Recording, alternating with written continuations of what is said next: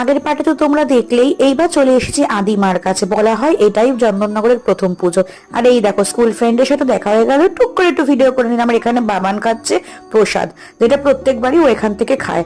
আর এই প্যান্ডেলটাও দেখো অসাধারণ করেছে। প্যান্ডেলটা থিম আমি ঠিক বুঝতে পারলাম না, আদিবাসী টাইপের থিম করেছিল, দেখতেই পাচ্ছ। এবার চলে এসেছি পালপাড়ার প্যান্ডেলে। দেখো মায়ের মুখটা এখানে কি মিষ্টি, সত্যি প্রত্যেকটা জগদ্ধাত্রী মায়ের মুখ এখানে মিষ্টি, তাই হয়তো দূর দূর থেকে লোক এখানে আসে ঠাকুর দেখতে।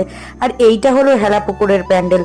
আর তোমরা যদি হেলাপুকুরের ঠাকুর না দেখো তাহলে বলবো জগদ্ধাত্রী পুজো একটা মিসিং ব্যাপার তোমাদের মধ্যে থাকবেই। 100 কেজি সোনা দিয়ে এখানে মাকে সাজানো হয়, অসাধারণ অসাধারণ। আর এই দেখো সেই জগৎ বিখ্যাত চন্দননগরের লাইটিং। দেন এখান থেকে চলে আসলাম বিদ্যালঙ্কার ঠাকুর দেখতে, এই যে মা প্রতিমা। তারপর চলে আসলাম বাগবাজারে, এটা হলো এই বছরের ফেমাস লাইটিং শো বাগবাজারের। আর আমার শোনা কথা, এখানে 15 বছরের এক ক্ষুদে শিশু এইবার মায়ের প্রতিমা করেছে, কি অসাধারণ না?